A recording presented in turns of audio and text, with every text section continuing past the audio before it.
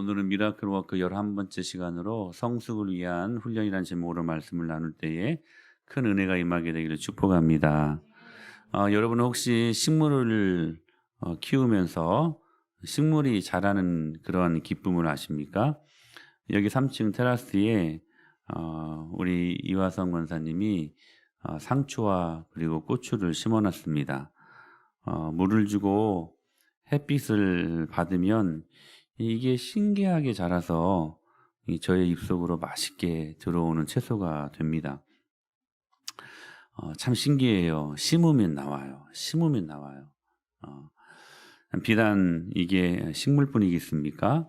사람도 마찬가지라고 생각합니다. 음식을 통하여 필요한 영양분을 섭취하고 때로는 적당한 가르침을 받고 세월이 그렇게 흐르면서 우리가 성장하게 되는 것이죠. 그런데 식물의 그것과는 다른 것이 있습니다. 사람은 키도 자라가지만 더 중요한 게 뭐냐면 정신도 함께 자라가야 하는 것이죠. 그래야 정상입니다. 식물은 자라기만 할 뿐, 근데 인간의 성장에는 이 키와 정신이 함께 자라가야 하는 올바른 성장이 필요하다는 것이죠. 우리는 이것을 다른 말로 말하여 성숙이라고 합니다.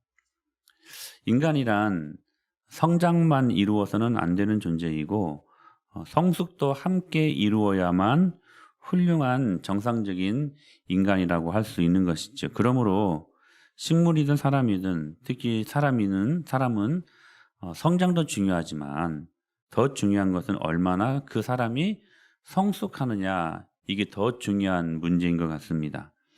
여러분은 성장하고 있습니까? 아니면 성숙해 가고 있습니까? 한국 교회가 1960년, 70년, 80년대에 큰 부흥의 전성기를 누렸습니다. 당시에는 교회의 간판만 세우면 교회가 크게 부흥했던 그런 시기였다라고 교회 성장학자들이 그렇게 한결같이 이구동성으로 그렇게 말을 합니다.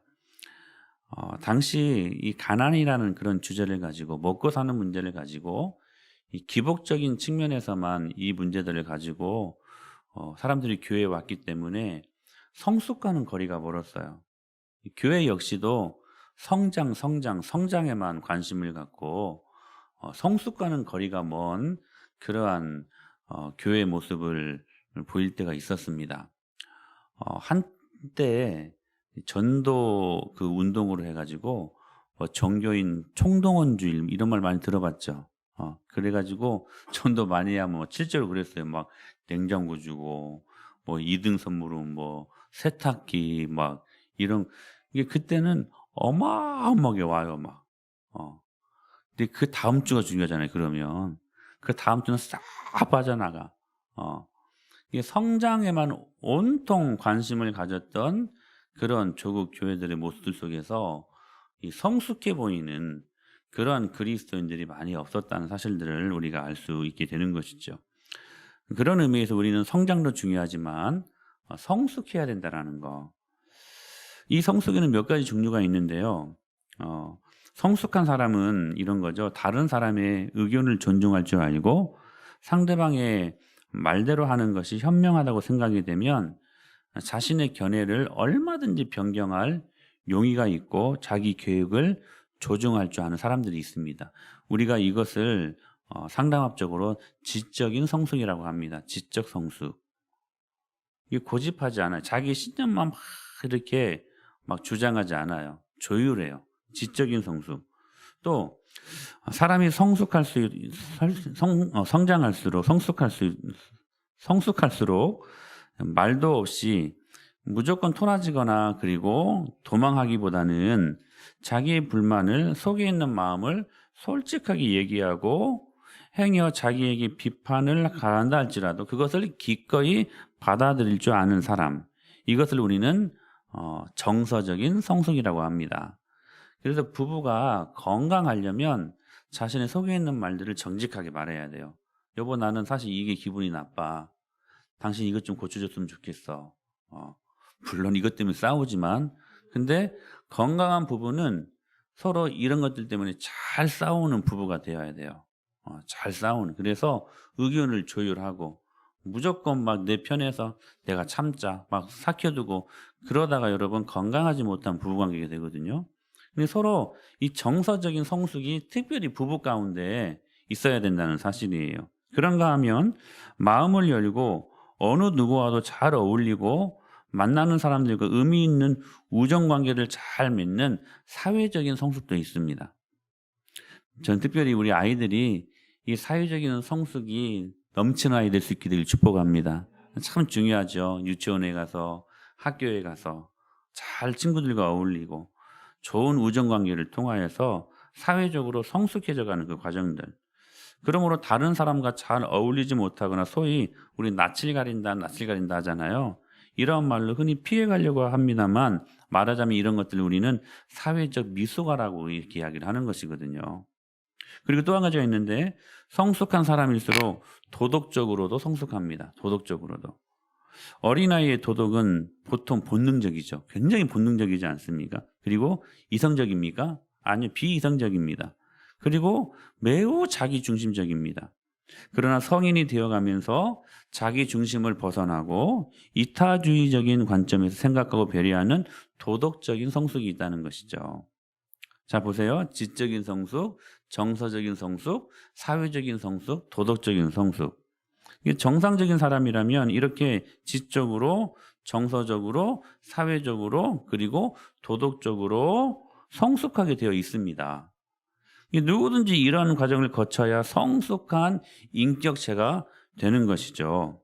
근데 이것이 그냥 하루아침에 딱 이렇게 어른이 되는 사람은 없다는 거예요. 없다는 거예요. UCLA, 일명 어클라 대학의 유머인데 안 웃네.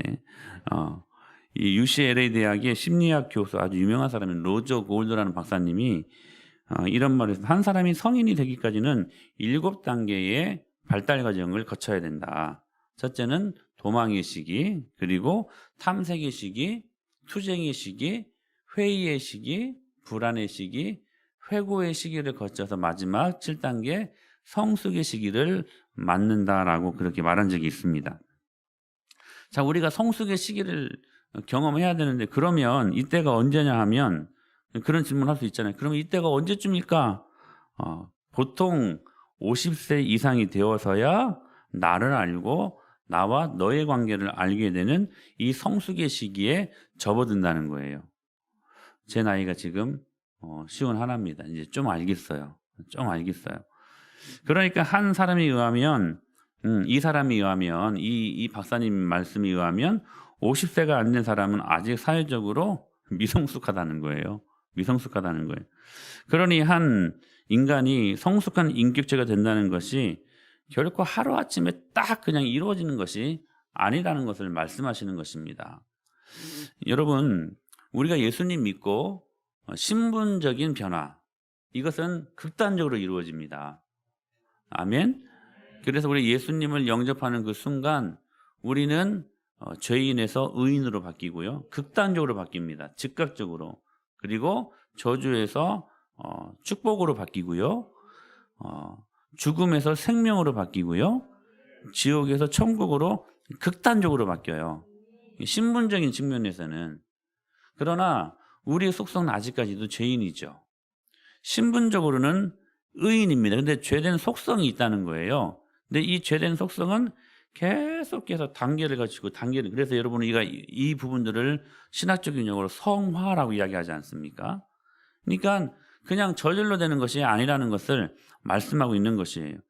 그런데 자 보세요. 이것이 일반적으로 말하는 사회적인 그러한 인본주의 입장에서의 그러한 인간 성숙에 대한 이론이라면 오늘 이 본문에서 아주 중요한 한 가지를 더 지금 말씀하고 있는데 바로 오늘 그리스도인이 된 우리들이 반드시 이루어야 될 또 하나의 본질적인 성숙이 있다는 거예요. 바로 그게 뭐냐면 영적인 성숙이라는 거예요. 영적인 성숙. 근데 영적인 성숙이 이루어지잖아요. 그러면 방금 이야기했던 것이 그 하위적인 그런 모든 개념의 성숙은 다 이루어져요. 오늘 본문 히브리서는 지금 박해를 피하고 편안한 삶, 편안한 인생을 즐기려고 다시 유대교로 돌아가려고 하는 유대인 성도들에게 기독교 신앙의 그 확실성, 우월성, 유일성, 완전성, 할렐루야. 예수 그리스도의 그 탁월하심과 위대함을 확신시켜주기 위해서 기록된 편지 아닙니까? 이것을 이해하기 위해서는 그만큼 영적인 성숙을 이루어야 하는데 그러지 못한 것을 지금 책망하며 쓴 글이 뭐냐면 오늘 이 히브리서, 오늘 이 본문이에요. 이것을 이루어야 되는데 지금 히브리서 기자가 바라보는 그 관점에서는 지금 이 유대교 교인들이 도무지 성숙하지 않으려고 하는 거예요. 그래서 이 말씀의 진리를 깨닫지 못하고 계속해서 세상 속으로 좀 들어가려고 하는 그들의 모습을 발견한 나머지 오늘 이 말씀을 무겁게 하시고 계시는 것을 우리가 보게 된다는 것입니다. 본문에서 히브리서 기자는 신앙의 미성숙 상태를 지금 누구랑 비유하고 있냐면 어린아이와 비유하면서 지금 설명하고 있어요. 어린아이와. 여러분 어린아이일 때는 먹는 것, 입는 것, 자는 것까지도 다 부모가 보살펴줘야 되지 않겠습니까?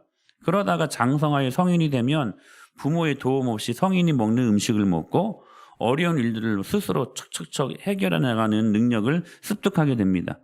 이와 마찬가지로 믿음이라는 것도 처음에는 미숙한 가운데서 우리가 출발할 수밖에 없지만 시간이 지나면서 때로는 배우고 깨닫고 그리고 경험하면서 장성한 신앙인이 되면 성숙하게 되고 마침내는 어느 정도까지 올라가게 되면 남을 인도하고 가르치는 자리에게까지 이르러야 하는 법이라는 것을 오늘 말씀하고 있는 거예요. 이렇게 제대로 된 성장과 성숙을 이루어야지 그렇지 못해서 기형적인 성장에 머물러 있다면 그 문제는 심각하다는 거예요. 아까도 제가 한국 초대교회 그리고 60년대, 70년대, 80년대 교회 그 부흥의 전성기를 제가 말씀드렸잖아요. 성장에만 집중되어 있었어요. 그래서 사람들이 교회만 많이 나와 교회가 커지기만 하는 것이 하나님께 영광을 올리는 것이라고 생각했던 시대. 근데 그때 예수님을 믿고 그때 예수님을 안 사람들이 성숙까지 못해가지고 기복주의적인 관점에서 온통 나만 잘 먹고 잘 사는 것으로만 이 말씀을 해석한 나머지 상대방을 알지 못하고 공동체의 중요함을 모르고 그렇게 가지고 성숙하는 데까지는 이르지 못했던 그래서 얼마나 많은 조롱거리가 되고 교회가 사람들로 하여금 얼마나 많은 지탄거리가 되고 많았습니까? 그런 의미에서 오늘 본문 우리들이 들어야 될 아주 중요한 말씀이라고 저는 생각을 합니다. 언제든지 아주 쉽게 꿀꺽꿀꺽 마실 수 있는 젖병이 든 우유 외에 조금의 단단한 것만 들어가도 소화불량이 되고 설사를 하게 되는 우리들의 모습들. 그러니까 성장만 원했지 성숙과는 거리가 먼 우리들의 신앙생활이 아니었는가. 가령 이런 거죠. 칭찬은 참 좋아해요. 칭찬하는데 누가 마다할 사람이 있겠습니까? 물론 칭찬 필요하죠. 칭찬은 여러분 고래도 춤추게 하지 않습니까? 고래도 춤추게 하는데 칭찬하면 여러분 내 남편 내 아내가 더 춤추지 않겠습니까? 근데 중요한 건 뭐냐면 칭찬은 좋아하는데 순종에 대해서 그러니까 칭찬, 격려, 지지, 막 응원 이런 것들은 초보적인 거예요. 필요 없다는 게 아니라 반드시 필요해요. 초보적인 거예요. 근데 초보적인 것들은 거기에서 머물러 있으면 안 되잖아요. 안 그래요, 여러분? 초보 단계가 있으면 그 윗 단계가 있고 계속 단계가 있는데 거기에서만 머물러 있으면 안 된다는 게 칭찬받기만을 그리고 인정 욕구라는 게 굉장히 무섭잖아요, 여러분. 이런 것들만 받기를 원한다면 초보의 수준에 머물러 있는 모습이라는 거예요. 이런 것도 필요하지만 하나님은 우리가 성숙하기를 원하시거든요. 그래서 때로는 순종에 대해서도 오늘 보면 이것을 단단한 음식이라고 이야기하거든요. 때로는 십자가를 위한 넓은 길이 아니라 좁은 길을 걸어가는 것. 그래서 이거 하라고 하면 이게 딱딱한 단단한 음식이 되어서 그만 믿음의 소화불량이 생겨버리는 거예요. 만약에 이 말씀을 지금 신앙생활을 하는 갓 시작한 초신자라면 모르겠습니다. 근데 오늘 말씀은 이렇게 말씀하시거든요. 우리 이 말씀의 대상을 한번 생각해 보세요. 시작. 때가 오래되었으므로 예 보세요. 때가 오래되었으므로 너희가 마땅히 이제는 선생이 되었을 터인데 아직도 젖먹이처럼 초보의 수준에 머물러 있다는 것을 지금 책망하는 말씀이에요. 제가 시간을 이야기할 때 시간은 두 가지가 있다. 하나는 크로노스. 지금 9시 38분 46초를 지나가고 있는데 똑딱똑딱 그냥 지나가는 그 크로노스 시간. 또 하나는 카이로스가 있다고 말씀드렸었죠. 이 카이로스는 하나님의 시간, 하나님의 때, 하나님의 섭리. 근데 오늘 여기에서 말씀하는 이때는 크로노스. 똑딱똑딱 그 시간, 지나가는 시간. 그러니까 무슨 말씀이냐면 오늘 이 말씀을 들어야 될 대상이 그냥 초보자, 그러니까 새가족, 이제 막 예수님을 믿은 초신자가 아니라 때가 오래되었음을 누구에게 하는 말이냐면 그냥 예수님은 1년, 2년 믿은 사람들이 아니라 예수님을 오래 믿은 사람들을 말하는 거예요. 오래 교회 다녔던 사람들, 오래 신앙생활 했던 사람들, 예수 믿은 지 1년도 아니고 2년도 아닌 오래 믿은 사람들, 여러분 한번 상상을 해보십시오. 젖병을 물고 있는 어른. 제가 만약에 분유가 맛있긴 맛있어. 옛날에 그 많이 타먹었던 전지분유. 제가 만약에 맛있다고 젖병을 막 이렇게 먹고 있어요. 상상을 한번 해보세요, 여러분. 그거 멋있어 보입니까? 그렇죠? 엄지손가락 빨고 있어 막. 요즘 경환이 막 먹을 것 좀 많이 줘요. 먹을 거 막 엄지손가락 빨고 있고. 제가요 기저귀를 차고 막 다니고 있어요. 상상이 가십니까, 여러분? 상식적으로 우리가 예수님을 믿기 시작해서 오늘 본문 말씀처럼 때가 오래되어 가면 우리 속에 있는 이 초보적인 수준의 신앙이 눈을 뜨기 시작하고 한 단계 한 단계 올라가려고 하는 자연적인 우리들의 몸부림이 있어야 된다는 거예요. 그래서 하나님이 누구신지, 예수님이 누구신지, 성령님이 누구신지를 그래서 막 알려고 하는 막 그 사모함이 있고, 그러면서 올바른 신앙생활이 어떤 것인지, 교회 공동체가 지금 필요한 것이 무엇인지, 직분자의 의무가 무엇인지를 알게 되는 거예요. 그런데 이게 안 되면 젖병을 물고 있는 영적인 미수가, 성인 아이와 같은 존재가 된다는 사실입니다. 그래서 오늘 12절의 말씀처럼 12절 보실까요? 다시 한번 시작. 때가 너희가 다시 하나님의 말씀에 초보에 대하여 누구에게서 가르침을 받아야 할 처지이니 단단한 음식은 못 먹고 젖이나 먹어야 할 자가 되었도다. 단단한 음식을 이제 먹어야 되는데 그 초보의 수준에서 이제는 좀 뛰어넘어서 점핑해서 단단한 음식으로 먹는 단계에 이르러야 되는데 아직까지도 젖이나 빨고 있다는 사실이에요. 아직까지도. 그래서 오늘 본문의 이 단단한 음식이란 신앙생활을 하면서 겪을 수 있는 여러 가지 일들을 견딜 수 있게 하는 하나의 영양제거든요. 영양제. 여러분, 자 보세요. 아이들이 젖을 먹고 젖을 떼면 이유식을 하죠. 근데 여러분, 젖을 언제까지나 먹을 수는 없잖아요. 이제는 이유식도 해야 돼. 근데 이유식도 참 좋은 것들 많이 있는데 그래도 이유식도 언제까지는 먹을 수 없잖아요. 이제는 밥 먹어야 될 때가 있잖아요. 아이들이 처음부터 김치 같은 거 못 먹습니다. 그럼 막 씻어주죠. 물에 식혀주고. 저 어렸을 때는 우리 엄마가 이렇게 입으로 빨아줬어요. 그러니까 저도 그것을 이제 본받아서 신혼이한테 해줬더니 막 기겁을 하더라고, 어렸을 때부터.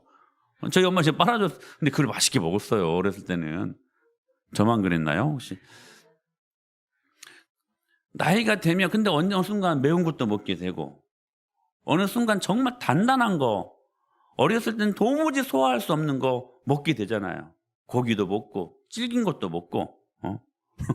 내일 이제 하트도 들어가려고 우리가 멀미하면 안 되니까 멀미약을 이제 샀고, 또 어떤 선교사님, 김민영 선교사님이 가르쳐 주셨는데 오징어를 이렇게 입에 물고 가면 된다 해가지고 지금 오징어를 10마리를 그 아주 비싼 한 마리 6,000원짜리를 이렇게 사가지고 지금 다 잘라 놓으려고 그래요. 근데 그걸 지난주에 샀는데 제가 거기 있는 줄 알잖아. 그래서 제가 몰래 한 마리 빼먹었어. 그랬더니 한 사모한테 얼마나 혼났는가? 이제 질긴 것도 먹고, 그렇죠? 왜 이렇게 질겨? 질긴 것도 먹고 그래야 되지 않겠습니까? 근데 늘 젖만 먹고 이유식만 먹으려고 한다는 거예요. 이유식만. 이게 싫어서 막 도망 다녀요. 이게 싫어가지고요, 사람들이요 도망 다녀요. 그래서 젖만 주는 교회, 전만 이웃식만 주는 교회, 그 교회가 편하거든. 그래서 그 이웃이 전만 주는 교회를 다녀요. 돌아다녀요. 도망다녀요. 이거 직면하고 이거 해결해야 되는데 귀를 닫아요. 그래서 11절에 뭐라고 말씀하시냐면, 다시 한번 시작.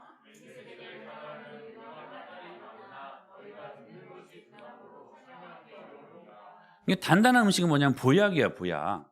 내가 영적으로 성숙하기 위해 하나님이 어느 순간에 단계별로 주시는 보약인데, 그 보약이 싫은 거예요. 옛날에 우리 자녀들 보약 먹이려면 막 보약 맛있게 먹어요. 엄마 나 보약 먹고 싶어. 막 보약 달라고 그래요. 싸워서 안 먹으려고 하잖아요. 근데 그래도 막 엄마들은 막 가서 먹이려고 하잖아요. 왜? 그 먹으면 좋으니까. 근데 싫어요. 도망 다녀요. 자, 보세요.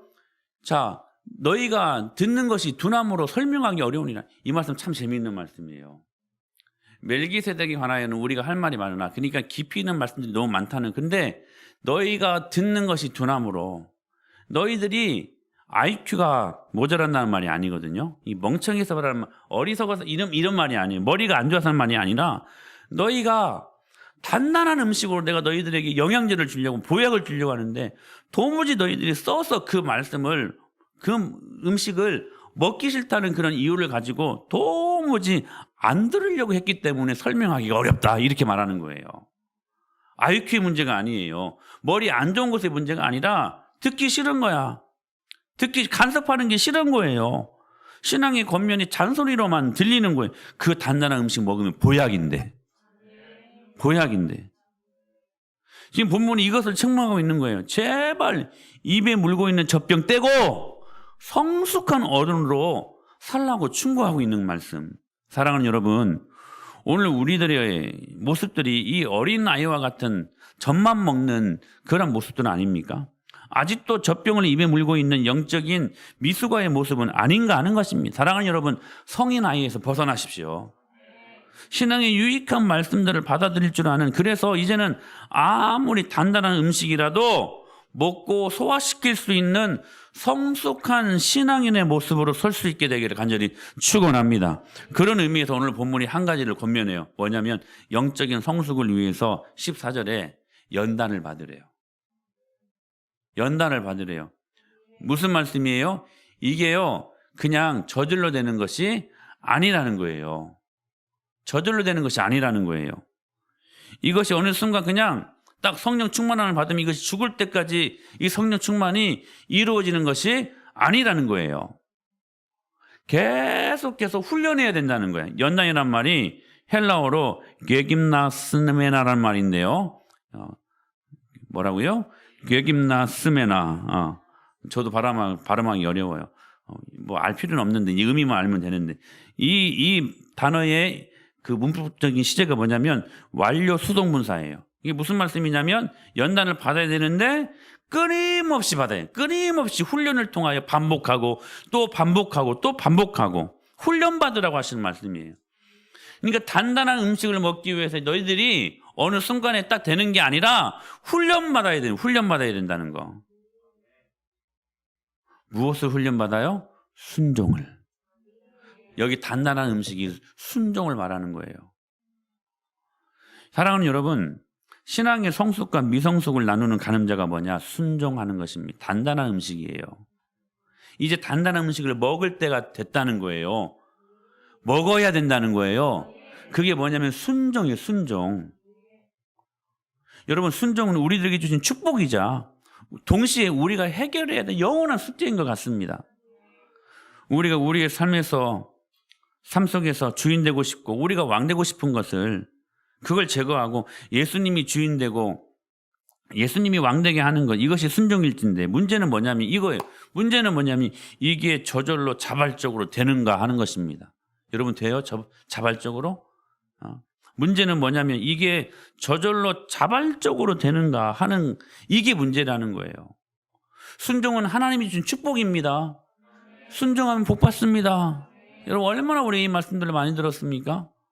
그런데 동시에 우리가 영원히 풀어야 될 숙제라는 사실이에요. 이렇게 중요한 순종, 문제는 뭐냐면 이게 쉽게 그냥 자발적으로 되는가 하는, 되는 것인가 하는 문제라는 거. 여러분 때로는 죽기보다 더 힘들고 싫은 것이 순종하는 거 아닙니까? 왜냐하면 이건 너무나 지극히 당연한 모습이에요. 이상한 게 아니에요. 죄로 인해 타락한 우리의 본성은요, 아담이 그랬듯이 언제나 내 마음대로 살기를 기뻐하는 존재들이, 내 마음대로 사는 것을. 즉 순종은요, 자발적으로 이루어지는 것이 아니라는 거예요. 쉬운 것이 아니라는 거예요. 그런데 이성과 합리성을 강조하는 사람들일수록 순종을 권위주의의 산물이라고 치부해버립니다. 사실 여러분, 하나님이 우리에게 권위를 주시고 그 권위 아래서 질서를 하나님이 정하시고 그 질서 안에 있는 것은 참 아름다운 축복이거든요. 하나님과 우리들의 관계가 그렇잖아요. 하나님이 권위로 우리에게 나타나시고 질서를 통해서 하나님께서 그 안에 온갖 좋은 것들을 다 부어주셨잖아요. 그 안에 있는 게 우리들에게 얼마나 귀한 축복인지, 이게 순종은 하나님이 우리를 위해 주시는 도구예요. 문제는 뭐냐면, 인생의 불행의 시작은 뭐냐면, 이 울타리 밖에서 행복해지려고 하는 순간이 인생의 불행의 시작이라는 거. 모든 인생의 불행은 다 거기서부터 시작된다는 거.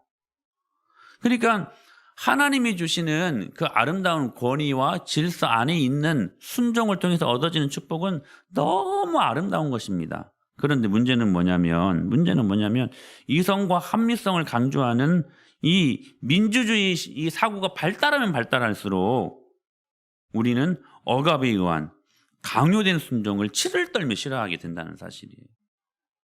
그래서 여러분, 민주주의는 뭡니까? 내 마음이 동의가 될 때, 그 될 때를 전제로 반응하는 것이 여러분 민주주의 아닙니까? 그러나 우리들의 문제는 뭐냐면 이거예요. 잘 한번 생각해 보세요. 내 마음으로 동의가 안 될 때가 더 많이 있지 않습니까? 이런 말씀을 읽다 보면, 그리고 설교를 이렇게 듣다 보면 하나님께서 목사를 통해서 여러분들이 말씀하시는 이 부분들이 사실 동의가 안 될 때가 더 많잖아요. 그렇지 않아요? 맞습니다. 동의가 안 될 때가 더 많아요. 문제는 이거예요. 자, 보세요. 민주주의는 내 마음이 동의가 될 때 이것을 전제로 반응하는 것이 민주주의인데, 문제는 뭐냐면 내 마음으로 동의가 안 될 때가, 하나님 말씀을 보면 더 안 될 때가 더 많다는 거예요. 그러면 내 마음에 동의가 되지 않을 때는 어찌해야 됩니까? 그때는 자발적이지 않기 때문에 순종하지 않아도 여러분 불순종이 정당화되는 것이겠습니까? 이런 경우죠. 만일 여러분의 자녀가 여러분의 권위에 순종을 하지 않습니다. 이유를 물어보니까 이 아이들이 마음에 동의가 되지 않아가지고 엄마 아빠 말에 자발적 순종이 어려워서 그런다는 것입니다. 여러분 이해가 됩니까? 만약에 여러분의 자녀가 누구를 때리고 왔어요. 그럼 여러분 그거 훈육해야 되잖아요. 누가 방치해 둡니까? 그 자녀를. 정말 사랑한다면 그러지 말아라. 너 그러면 혼난다. 막 겁도 주고. 근데 이 아이가 그게 동의가 안 돼. 자기는 여전히 누굴 때리는 게 좋아. 동의가 안 되어서 엄마 아빠 말이 순종하기가 어렵습니다. 여러분 이게 맞아요? 여러분 그럴 때는 어떻게 해야 되겠습니까? 때려야 돼? 큰일 나요. 요즘 같으면. 여러분 그럴 때 여러분들 자녀들을 어떻게 훈육하시겠습니까? 말이 안 되는 거잖아요, 이게. 근데 우리가 지금 그러고 있다는 거예요. 그래서 바울은 이렇게 처방전을 내립니다. 아주 귀한 말씀입니다. 다음 말씀 시작. 망령되고 허탄한 신화를 버리고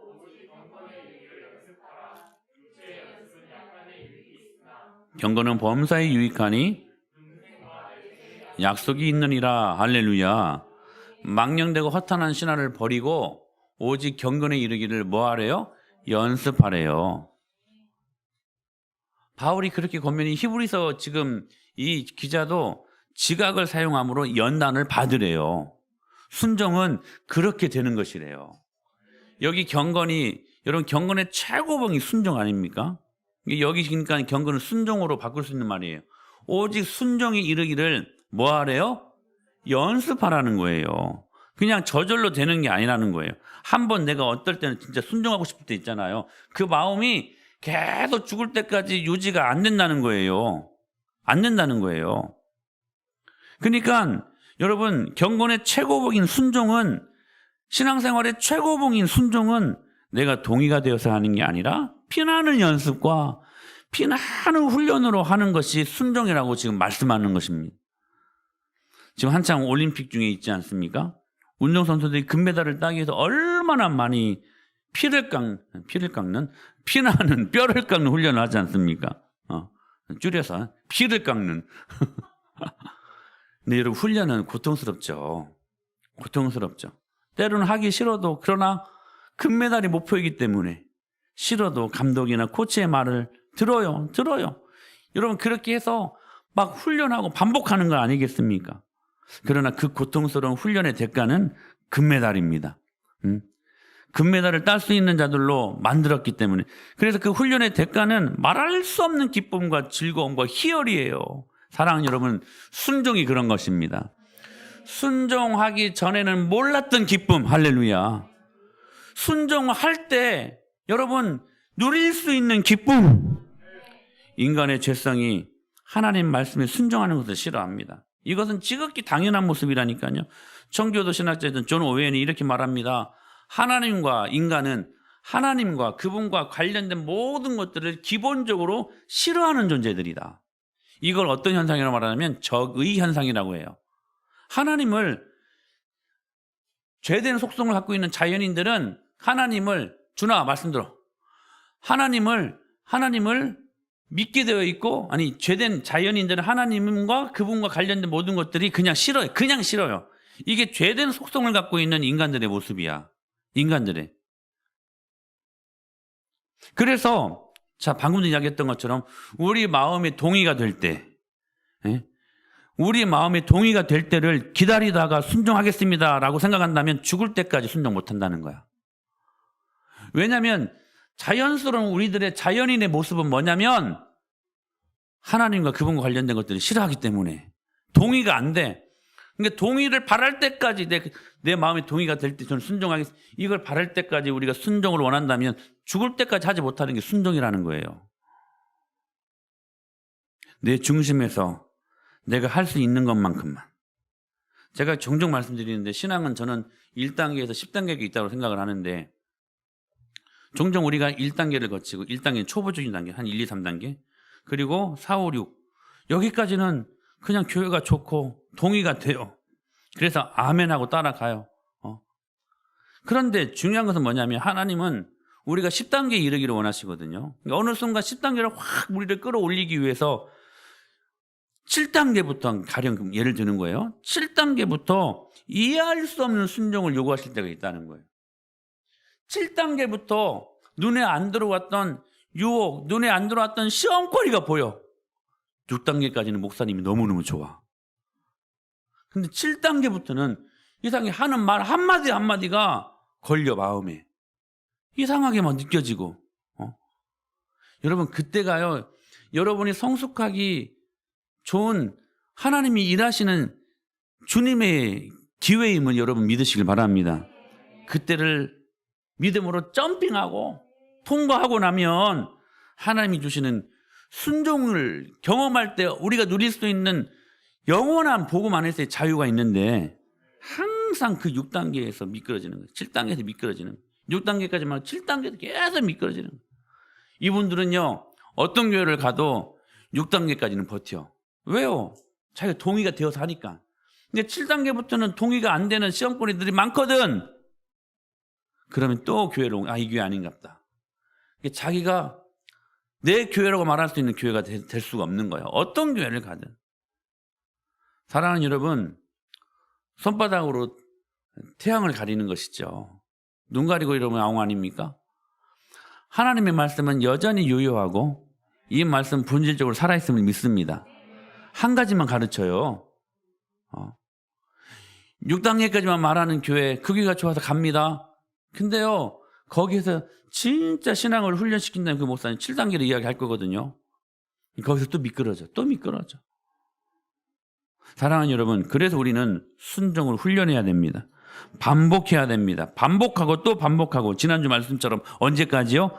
나를 잊어버릴 때까지. 언제까지요? 내가 사라질 때까지. 내가 그분의 사랑 안에서 내가 나를 잊어버릴 때까지 반복하고 또 반복하고. 그래서 오늘 본문도 14절에 이렇게 말씀하십니다. 시작. 단단한 음식은 장성한 자의 것이니 그들은 지각을 사용함으로 연단을 받아 선악을 분별하는 자들이. 지각을 사용함으로 연단을 받는 자, 연단을 받는 자. 근데 이 연단이 같은 말이에요. 훈련 받는다 이 말인데 근데 그 훈련을 무엇으로 받아요? 지각을 사용함으로. 지각을 사용함으로 훈련을 받는다는 거예요. 여기 이 지각이 뭐냐면 우리의 온 감각기관을 다 말하는 거예요. 그리고 또 한 가지 포함해요. 도덕적, 영적인 결정을 할 수 있는 능력까지도 포함해요. 그러니까 이 지각은 전 인격을 말하는 거야. All my heart. 이게 온 마음을 다하여서 이런 말이에요. 흔히 우리는 감각기관 오감으로 알죠. 보고, 듣고, 맡고, 그리고 맛보고, 느끼고. 근데 이 감각기관 말고도 영적으로, 도덕적으로 이 부분들을 총동원하라는 말씀이에요. 우리가 어떤 부분에서 훈련을 받아야 되느냐? 전 인격적인 측면에서 훈련을 받아야 된다는 사실들을 말씀하고 있다는 거. 이때 필요한 게 하나님의 은혜지요. 은혜가 순종을 하게 합니다. 맞습니다. 그래서 은혜가 필요한 거고요. 그러니까 은혜가 충만하면 순종이 재밌어요. 그런데 그 은혜는 하나님께서 우리에게 주신 일방적인 불강력적인 통로 아닙니까? 바울이 고백한 대로 그 은혜가 그러므로 계속해서 지속되기 위해 또 한편에서의 노력이 있어야 되는 게 뭐냐?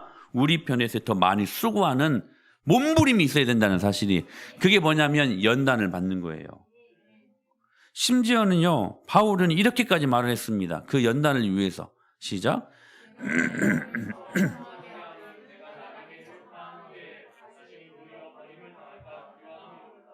여러분 보세요. 바울은요, 이 연단을 위해서 지각을 사용하라고 하는데 이 말씀을 어떻게 해석하고 있냐면 내 몸을 쳐서 복종하기까지 해야 된다고 말씀하셔요. 복종하기까지. 쳐서 복종하기까지. 이 말씀이 헬라어로 둘라고그라는 말인데 이 둘로스라는 말이요. 이게 종이라는 말입니다. 그러니까 그냥 종 취급한다. 여러분 당시 로마 시대에는요. 주인과 종 사이에 다른 말이 필요 없어요. 주인은 명령하고 종은 그냥 노예. 그냥 그 말에 복종해야 돼요. 만약에 말을 안 듣는다? 여러분 주인이 종을 채찍으로 다스릴 당시에는 권리가 있었어요. 지금 그 배경을 갖고 이 말씀을 하고 있거든요. 바울이 여러분 지금 같으면 큰일 나지 않습니까? 왜 이렇게 인권 유린에 가까운 무서운 단어를 지금 사용하면서까지 이 메시지를 전하고 있는 것일까요? 여러분 이거예요. 하나님은요. 죄에 대해서 절대로 좋은 평가를 내리지 않아요. 하나님은요. 죄를 이렇게 취급하고 계시는 분이시라는 사실들을 말씀하고 있는 거예요. 여러분 죄를 인격적으로 대한다? 이게 말이 안 된다는 거예요. 죄는 채찍으로만 다스려야 된다는 것을 말씀하고 있는 거예요. 또 이런 말씀 또 왜곡되면 또 완전되면 또 안 돼. 참 무서운 시대에 우리가 살고 있는데요. 이 말씀이 이런 말씀이에요. 왜 이런 인권 유린에 가까운 단어를 가지고 메시지를 지금 이 바울이 사용하면서까지 이 연단을 받는 것의 중요성을 말씀하시는 것일까? 우리 타락한 본성은 철저한 채찍질, 즉 고통스러운 훈련을 통해서만 그 죄성이 다스려지기 때문에 여러분 이것이 칼빈주의고 이것이 개혁주의고요. 이것이 성경적인 바른 인간관이에요. 하나님은 죄를 너무너무 싫어하십니다. 그 죄를 싫어하시고 그 죄 때문에 하나님이 인간의 몸으로 오셔서 돌아가셨잖아요. 있을 수 없는 일들이 죄 때문에 이루어졌습니다. 사랑하는 여러분, 우리에게 선한 것이 무엇이 있습니까? 생각하는 것 때문에 잿덩어리고 조금만 부유함이 있으면 그 부유함으로 죄 지으려고 혈안이 되어 있는 것이 우리들 아닙니까? 그래서 자발적으로 순종이 되는 사람들이 아니라는 거예요. 이게 안 되면 될 때까지 기다려서 동의가 되어야 하는 게 순종입니까? 그게 아니라는 거예요. 물론 명확하게 말씀드립니다. 순종의 최종적인 결론은 자발적이어야만 합니다. 하나님의 말씀이 떨어졌을 때 자기 생각과 자기 스타일, 기질과 상관없이 자발적으로 이루어져야 합니다. 그러나 그 순종이 어느 순간 자발적으로 자유가 될 때까지 우리는 부단한 훈련과 연습이 필요한 존재이라는 사실들을 결코 잊어서는 안 된다는 것을 여러분들이 기억하셔야 된다는 거예요. 뼈를 깎는 훈련으로 순종이 뭐가 될 때까지? 자유가 될 때까지. 뭐가 될 때까지? 자유가 될 때까지. 할렐루야. 순종과 자유는 이 말이 안 맞아요. 그렇죠? 동그라미는 동그라미고 세모면 세모잖아. 근데 동그라미 같은 세모라는 말이 이 말이. 이게 복음이 주는 탁월한 역설입니다. 순종이 우리가 누릴 수 있는 가장 큰 축복이라는 사실들을 믿음으로 받고 순종이 자유가 될 때까지. 할렐루야. 순종이 자유가 될 때까지. 이번 핫태소 사역을 준비하면서 참 하나님께서 저희들을 참 많이 훈련하시는 것 같습니다. 이게 참 안 되는 사역인데 그래도 하나님께서 저희들이 제주도에 있을 때 즐거운 마음으로 시작하게 하시고 그걸 결정하게 하셨어요. 그래서 이 사역 감당하자. 저는 분명히 확신하거든요. 이건 주님이 시작하신 일입니다. 그래서요, 시작하는 과정 속에서 때로는 헷갈릴 때가 있었어요. 진짜로 주님이 시작하신 일인가? 왜냐하면 상황이 이렇게 급변하고 계속해서 지금 막 이 롤러코스터를 타고 막 된다 안 된다 막 현재 상황도 막 된다 안 된다 여러 굴곡을 많이 지금 경험하고 있었거든요. 비로소 어제입니까 그제입니까? 그제 비로소 확정이 됐거든요. 갈 수 있다는 것이. 우리 다 참가자들은 아시겠지만 그런 참 많은 어려움 속에서 한 가지 확신은 뭐냐면 이 일은 하나님이 시작하신 일이다. 이 과정들을 왜 하나님이 허락하시는가? 우리를 훈련하시는 시간들이었죠. 저는 믿습니다. 우리 은혜마을교회가 신앙의 야성을 갖고 어느 교회든 이런 문제들이 있으면 자기 제 입맛에 해석하지 않겠습니까? 이 정도 됐으면 하나님이 원하지 않는 것이구나 하고 그냥 자기 하기 싫으니까 그냥 피해가려고 결정하지 않았겠습니까? 근데 하나님 끝까지 하게 하셨어요. 지혜를 주시고 끝까지 하게 하시더라고요. 저는 여러분 세상은 시작은 반이라고 하는데 복음은요 시작은 끝입니다. 시작은 완성입니다. 왜냐하면 하나님이 시작하신 일은 어찌하시든 반드시 이루시니까 하나님이 시작하신 일은 반드시 여러분 완성이 완성. 그 말씀 붙들고 나가는 거예요. 그 말씀 붙들고.